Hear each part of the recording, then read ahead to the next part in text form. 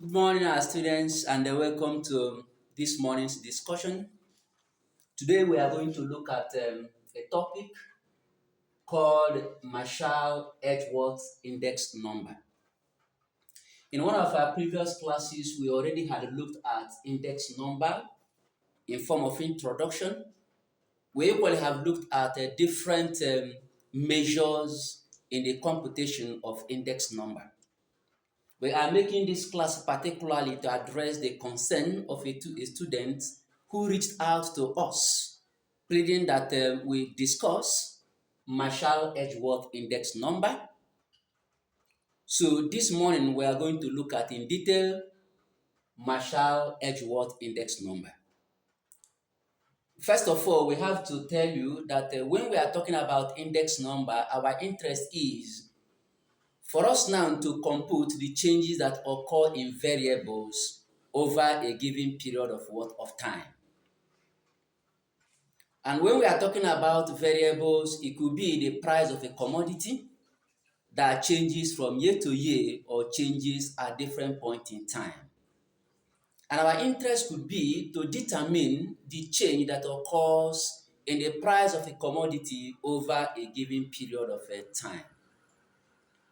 And of course, we know that these commodities vary in their relevance. And because they vary in their relevance, the interest is how do we accommodate the relevance of a commodity while computing the index number of that particular commodity.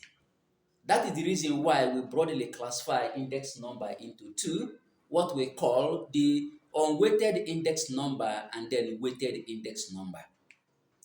When you are talking about unweighted index number, our interest is not to weight anything. All the commodities are looked at as having equal relevance or equal importance. But when we talk about weighted index number, our interest now becomes on the relevance of what of a particular commodity when we want to compute the price index of that commodity. And of course, the Marshall Edgeworth falls under the weighted price index. Do remember that earlier on we have looked at the following measures of index number. We have looked at what we call the LPI, called the last payers price index number. We have equally looked at what we call the PPI, called the purchase price index numbers. And we have looked at what we call FIFI, called the Fisher's Index Price numbers, FIPI. All these measures, they all fall under the weighted index number. The last pair price index number, example of a weighted index number, purchase price index number, example of weighted index number, the Fisher's ideal price index number, also an example of a weighted index number. And then today we are going to look at another weighted index number called the Marshall Edgeworth index number. So let us have a quick recap on LPI. LPI, last year's price index, says that to be able to accommodate the relevance of what of the commodity, that he will be using what we call the base quantity of that commodity as a weighting parameter. So the last pairs uses the base quantity as a weighting parameter in the computation of a price index number. Then the purchase price index number says that instead of using the base quantity, that it is better to use the quantity in the given year as a weighting parameter in that particular computation of price index number. Of course, because LPI is using the quantity in the base year, then the PPI is using the quantity in the given year. One can begin to say that there is a shortcoming of either the LPI or the PPI, since this one uses the quantity in the base year and this one uses the quantity in the given year. It is on the basis of the perceived shortcoming of the LPI and PPI that this man propounded his own formula, the FIPI, Fisher's ideal the word ideal price index. The features accommodates both the LPI and PPI. It is, of course, the square root of the product of LPI and PPI that gives the Fisher's ideal price index. Now, look at what this Marshall Edgeworth says after all. Marshall Edgeworth says, instead of using the quantity in the base year alone, or using the quantity in the given year alone as propounded by the last pair and the patches, why not use the average of the quantities in the base year and the given year as a weighting parameter? So that is the philosophy of the Marshall Edgeworth. So in the computation of the Marshall Edgeworth, the formula says, and I will write, we are going to denote this Marshall Edgeworth as P subscript what 01 or 0n, then we have M hyphen what E, where this M hyphen E stands for what we call Marshall Edgeworth.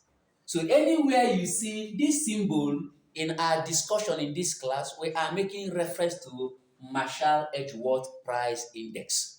What is the formula talking about? The formula says, so permit me to clean here.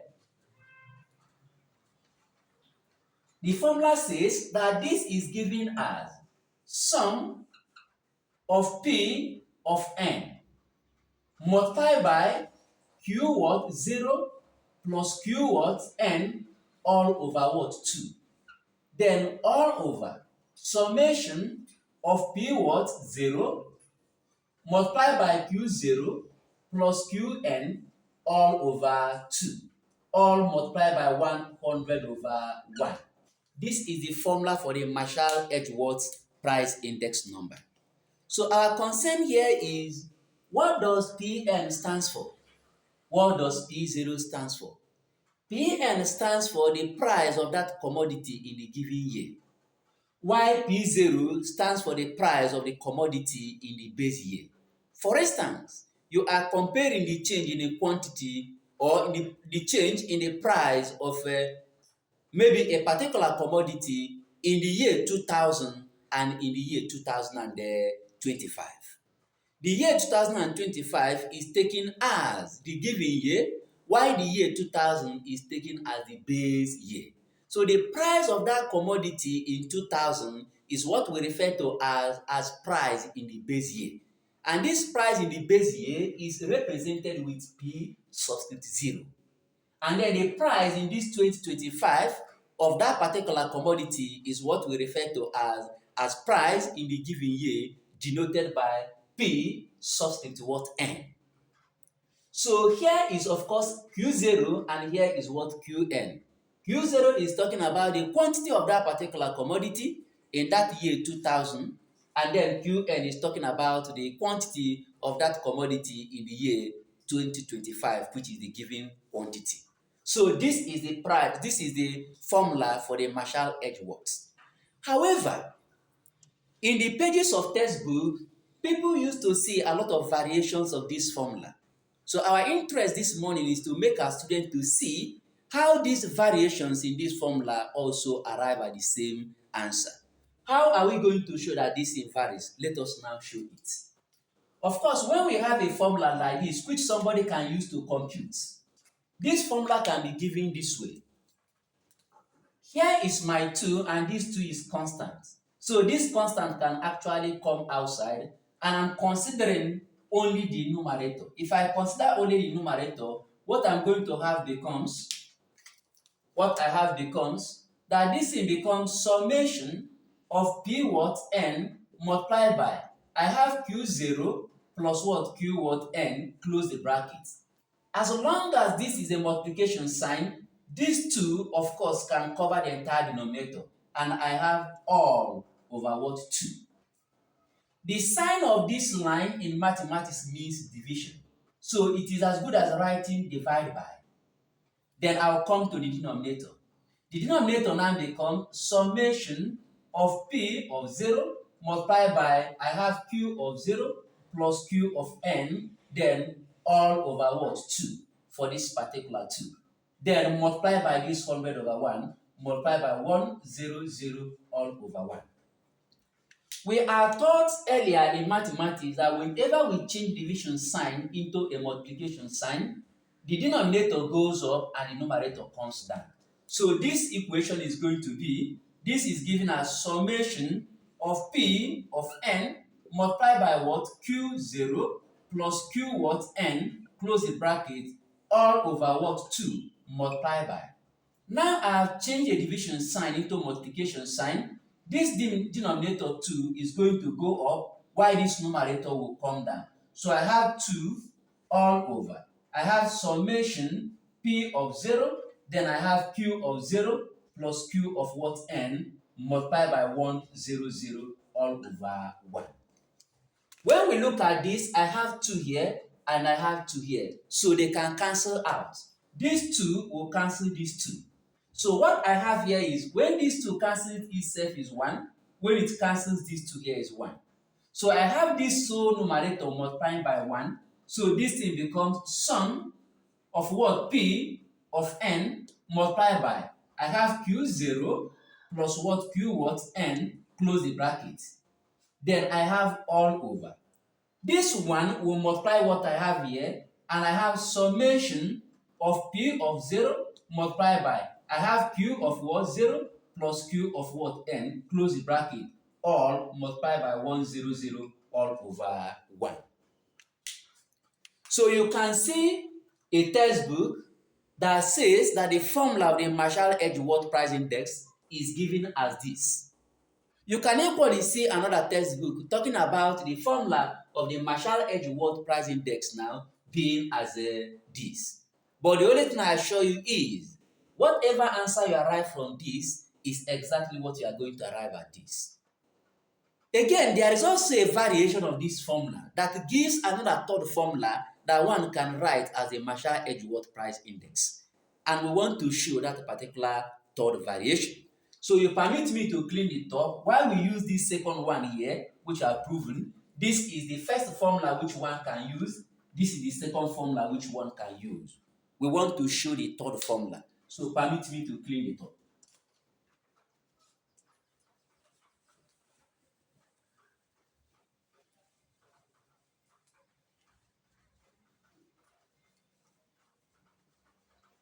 Now that you have agreed with me that the formula which I have just cleaned can be used, and this one can equally be used, let us now use this one to show the third variation. If I want to use this one to show the third variation, it becomes P of what? 0n, open a bracket, m hyphen e, standing as the Marshall-Edgeworth. This is given as, I have my summation Pn here, and this is a bracket. So I can equally use this summation Pn to open this bracket. So summation Pn will multiply Q0, and I will have that this becomes summation of P what? N, Q what? 0. The sign here is plus, I have plus. So I'm going to use summation Pn to multiply Qn. So I have summation of what? P what? N, Q what? N.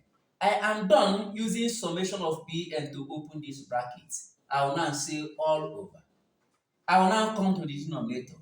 It's now left for me to use the sum of P0 to open the bracket. And it becomes sum of what? P what? 0, Q what? 0 plus. Summation of P0 into this Qn, we have summation of P0 Q what? N. This my 100 is still here, multiplied by 100 over 1. So this is the third formula that somebody can use to compute the Marshall-Edgeworth price index. So anywhere you see these three variations now, they mean the same thing. So if someone asks you to write the formulas of the Marshall-Edgeworth price index, these are the three variations that you can see. So permit me to clean here while we write the three on the board together. So this is one of the formula. The second formula says that P of n or P of 0 of n of m hyphen e is given as sum of P what? N into Q what? 0 plus Q what? N, close the bracket, all over. sum of P what 0 multiplied by Q 0 plus Qn all by 100 over 1. This is called 1. This is called what? 2. Then the third one says that P of 0 of n of m hyphen what e is given as we have sum of P what n multiplied by, you open a bracket, Q0 plus Q what n all over 2. All over, you have sum of P of 0 multiplied by what? Q0 plus Q what n all over 2 multiplied by 100 over 1. This is the third equation. So these equations on the board stand for the same thing. So anyone you use to compute the Marshall-Edgeworth price index will arrive at the same answer. So what we are going to do is to quickly take a real life example to see how we can compute this. But we are going to use this first formula now as our computational formula in this class. So permit me to clean this board while we give a little real life example.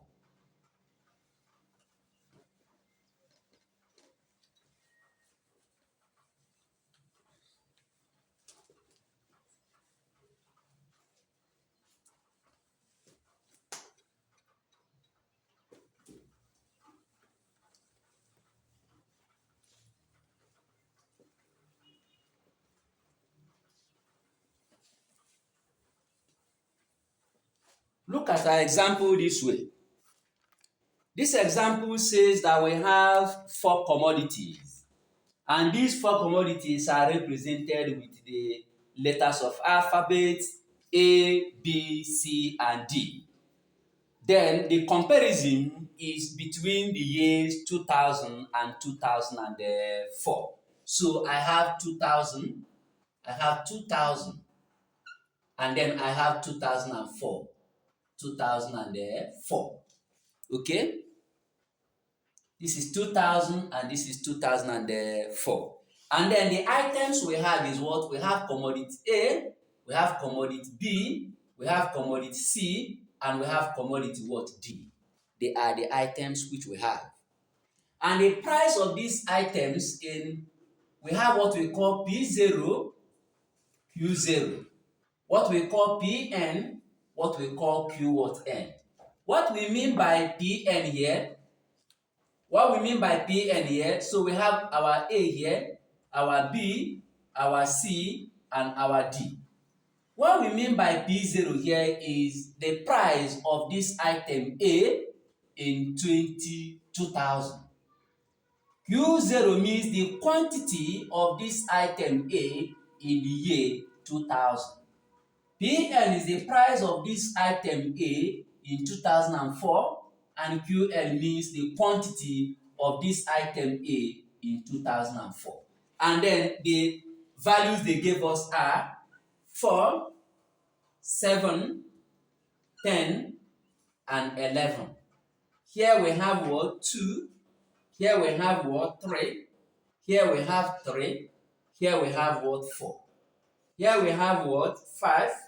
We have what? 9. We have what? 12. And then we have 13. Then lastly, we have 2. We have 4. We have 5. And then we equally have 5. So the question here is that we should use this price and the quantities of these commodities under these 2 years to compute the Marshall-Edgeworth price index. So we are going to compute the Marshall price worth index and see how it is close or how it is far from the rest of the weighted price index that we earlier had shown. Do remember that we have already given a formula, that the formula of Marshall-Edgeworth is given as. So we have that this is P of 0, N, M, hyphen what? E is given as. We have sum of P what? N, Q what? 0 plus sum of P what? N, Q what? N all over sum of P what? 0 q what 0 plus sum of p what 0 q what n, all multiplied by 1 0 0 all over 1. This is the formula already. So what we are going to do is to return back now to our data set and be able now to incorporate the product of a Pn and Q0, the product of Pn and Qn, the product of P0 and Q0, and the product of P0 and Qn. So you permit me to do this way. So I'm going to include Pn Q0. I have P what n Q0. I have a line like this. I am also going to accommodate or incorporate Pn Qn. So I have P what n Q what n. I have a line this way. I also incorporate what? P0 Q0, P0 Q0, and lastly, I have to include what? P0 Q0. So what we are going to do here is we are going to multiply the price in the given year with the quantity in the given year. Sorry, in the base year. So here is the quantity in the base year. Here is the what? The price in the given year. So it is going to be 2 multiplied by 5, which is going to give me 10. The same thing applies in the rest of all of them, and we have done the computation, and what we have here is 10, like I've earlier said. Here is 27. Here is what? 36. Here is what? Is 50 what? 2. Here becomes our PNQN. Multiplying the price in the given year with the quantity in the given year. That is, multiplying this with this, this with this, this with this. We already have done it, and what we have here is what? We have 10, we have what? 36, we have 60, we have 65. Then we come over here where we have our P0 Q0. That is price in the base year multiplied by the quantity in the base year. So this is 4 by 2, 7 by 20 by 3, 10 by 3, and then what we have there is we have 8, we have 21, we have 30, and then we have 44. Lastly, we come to P0QN. In the P0QN, it is the price in the base year multiplied by the quantity in the given year. So 4 by 2, 7 by 4, 10 by 5, 11 by 5. And then the values are, we have what? 8, we have what? 20 what? 8, we have what? 50, and then we have 55. Then we underline. Remember that looking at this formula, we find out that there is a sum here. So when you are done getting these products, you are meant to sum the product. You sum 10 plus 27 plus 36 and plus 52. You put the value here. 10 plus 36 plus 60 plus 65. You put the value here down the line. And the values we have is 125. Here is 171. Here is 103. And then here is 141. This is what we have. And then our interest now is to find the value of this. Looking at this, we now go and look for PNQ0. PNQ0 is here. What is the sum? 125. So in place of this, we are going to write 125 plus. We can look for what? PNQN. Where is my PNQN? Look at it here. What is the sum? 171. 171 all over. We look at P0, Q0. Look at it here. What is the sum? 103 plus. Then we finally look at Q0, QN. Q0, QN. The sum is 141. All multiplied by 100 all over 1. We have done the sum, and the sum is given as. The sum gave us this value. The value is 29600 all over. The denominator is 244 multiplied by 100 all over 1. The answer is 121.3 to 1 decimal place, 1D.P. So the value is 121.3 to 1 decimal place. And of course, you know what 121.3 means. that over these years, the price of that commodity or these commodities now have increased with 21.1%. That's what it means. So if it goes beyond 100, it is increase. But if it falls below 100, it is what we call decrease. So that is how to obtain the Marshall Edgeworth Price Index. How is this 121.3 different from the values that one can get using the LPI, PPI, and then the FIPI? Let us equally show that. So permit me to clean this one while we show you that the values of other measures or under indexes is also close to this value which you have got. So let me clean this. Okay.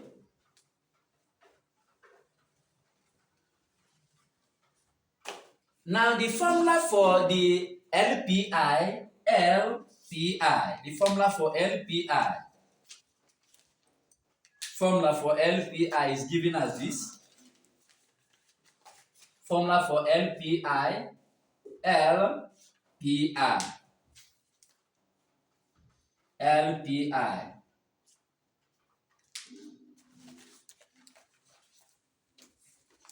The formula of LPI says LPI is given as sum of P what N, Q what 0, all over sum of P what 0, Q what 0, multiplied by 100 over 1. That is the one that I earlier told us that it is using the quantity in the base year as a weighting parameter. Don't you see Q0 here? Don't you see Q0 here?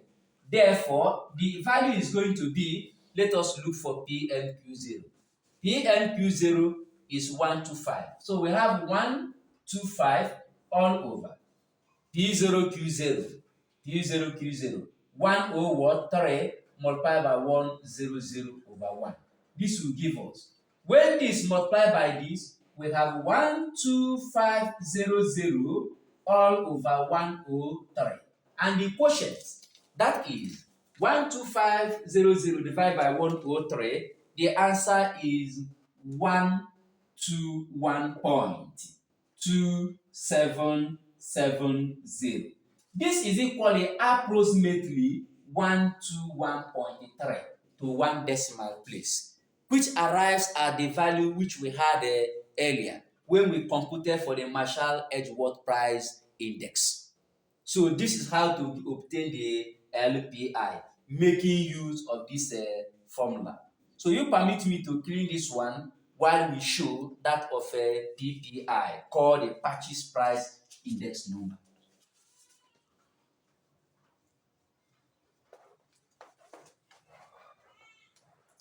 In the Purchase Price Index number, we have that PPI is given as sum of P of N, Q of N, all over sum of P of 0, Q of N, multiplied by 100 over 1. This equals. So we look for PNQN. Look at PNQN, 171 all over. We look for P0QN. This is P0QN. The sum is 141 multiplied by 100 over 1.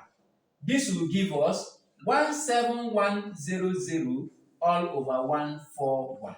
And trying to divide 17100 by 141, the answer will give us, this is equals again, this will give us a value 121.3 to the nearest 1 decimal place, 1D.P, to give us this value.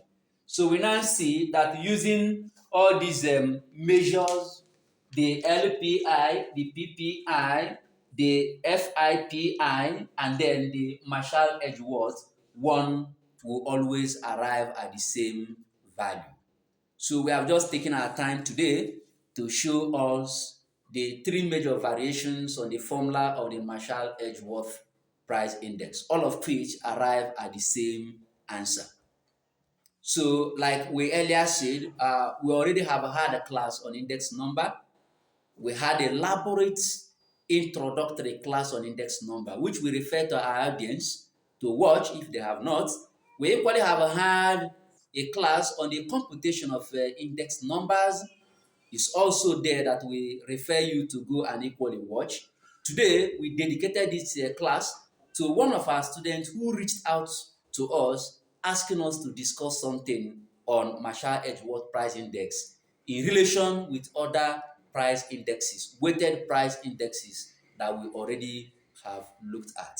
So thank you for your audience today as we look forward for your continued um, audience to our classes on YouTube and then on the online space.